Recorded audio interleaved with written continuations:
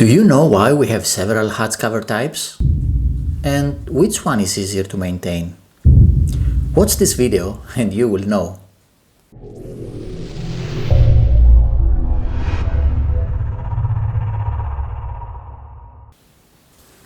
Hi, I'm Sam and I'm here to help you take care of your hard covers the correct way.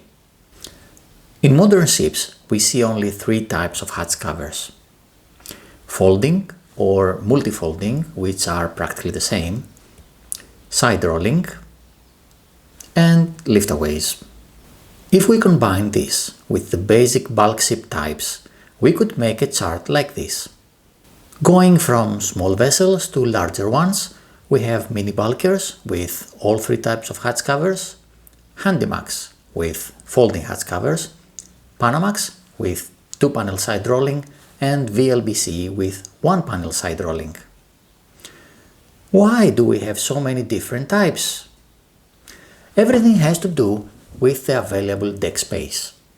The smaller the vessel, the less deck space you have to store your hatch cover panels when loading or unloading.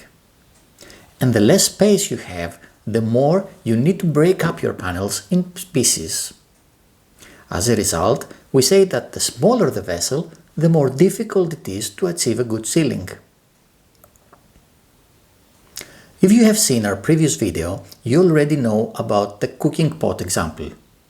Your ship is the pot and the hatch cover is the lid. Now, this would be valid for our one-panel VLBC. But in the more usual two-panel side rolling, it would look like this. And in the typical folding four-panel arrangement would look like this. I'm sure that most of you already understand and know from experience that the hardest area to seal is the place where we split the lid, the cross joint. That's exactly where 90% of all leaks occur. Please don't believe reports that say that only the cross joint corner is leaking.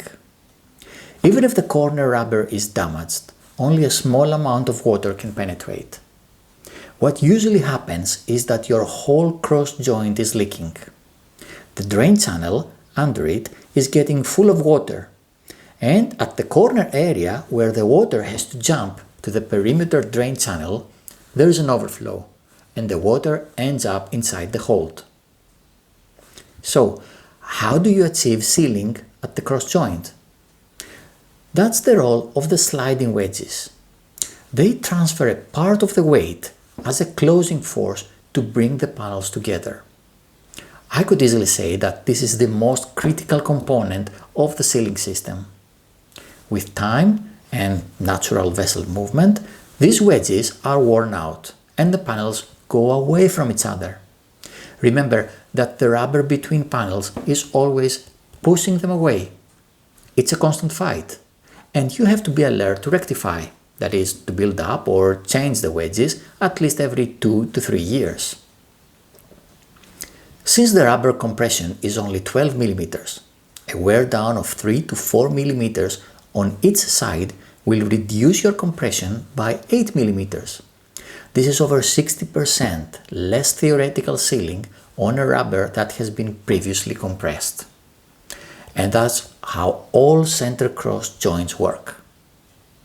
On the contrary, intermediate cross joints, which we find on folding hatch covers, depend on the intermediate hinge to define the panel-to-panel distance.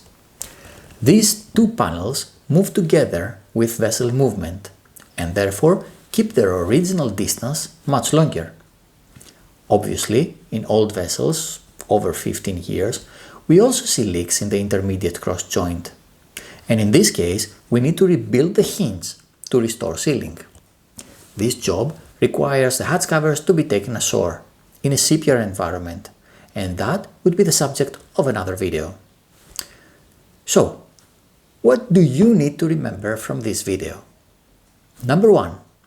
Sliding wedges are the most critical component in your hatch cover system. Number 2. Check and adjust them regularly to ensure that your center cross joint is tight. And that's it! You have just reduced your wetting risk by 90%. Thanks for watching and see you soon. Oh, by the way, if you have any questions, let me know in the comments below.